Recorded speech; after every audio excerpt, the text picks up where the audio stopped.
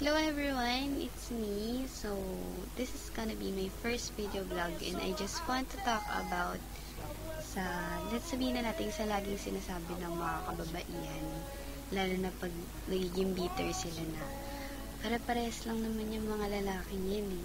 Kung ganon, well, for me, it's not. Kasi, wala naman parehas na tao. Siguro sa mga bitter, yun yung tingin nila kasi nasaktan sila. Sa mga ganun siguro intindihin na lang. Pero, hindi naman porket sinaktan ka ng isa, pare-parehas na, sasaktan ka na ng mga susunod.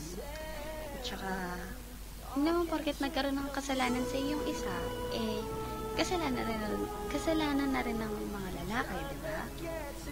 Hindi mo naman pwedeng sabihin na ganun. Kasi isang tao lang nagkaroon ng kasalanan sa'yo, wag mo idamay na. Hindi lahat. Meron siguro mga manloloko, pero meron pa rin mga taong sincere. Hindi na sa side ako, wala sa side ng boys or girls. Ang akin lang is yung sarili kong opinion. Well, yun nga, wala naman pare-pareha sa mundo. And as I quote sa aking journal last night, kasi may na-realize din ako this past few days. Kasi nag-compare na rin ako na sana naman gawin niya sa akin yung ganito, ganyan, which is wrong, which is mali, napakamali, hindi tama, kundi mali.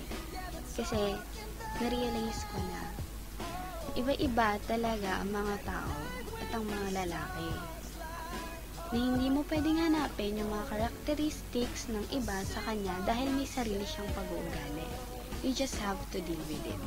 May kanya-kanya kasi tayong uniqueness, may kanya-kanya tayong ugali. Diba? At yung mga pag-uugali na yun yung kumukumpleto sa sarili natin. Yun yung bumubuo na kung sino tayo. Kumbaga, nasa sa'yo na yung kung tatanggapin mo o hindi. Pero yun ako. Diba?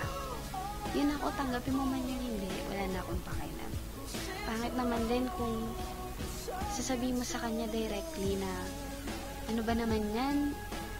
Buti pa si ganito, buti pa si ganyan. Doon dumarating sa point na ano ba naman tong taong to? Gusto niya ba ako magbago? Minahal niya ba ako bilang ako? Ano? Ganong bagay. Diba?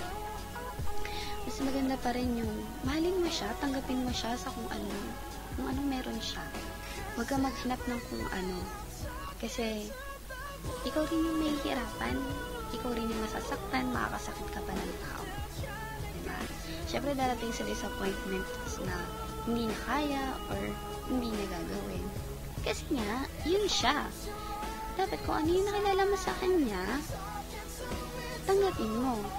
Diba? Good side man yan or bad side man yan, you just have to accept the fact na yan siya. Diba? Lahat naman tayo, may kanya-kanyang characteristics. May kanya-kanyang uniqueness. At yun yung bumubuo sa pagkatao natin. Diba? Well, ayun, ang pinaka-quote line dito, wala naman pare-parehas na tao. Ewan ko na lang kung totoo yung soulmate. See is to believe, diba? Well, as of me, for me, hindi ko pa naman nahanap yung soulmate ko. So, guess, kapag dumating siya, siguro, baka magbago yung pananaw ko. Ayun. So, walang pare-parehas na tao. Walang masamang mag-compare, pero wag naman yung direkta. Kasi awkward yun eh. Kung tayo nga kapag kino-compare tayo sa simpleng bagay lang, compare tayo ng magulang natin sa ibang tao. Di ba nakakasama ng damdamin? Ganun din kapag nag-compare ka at tinirekta mong sabihin sa tao. So, ayun. Sana nagustuhan nyo yung opinion ko. And please continue supporting me on YouTube. Just search Princesa Doll. And follow me on Twitter, Princesa Doll, and on Tumblr, princessafabulosa.tumblr.com. Add me on Facebook, facebook.com/princesa.fabulosa. Thank you guys. I love you. Mwah.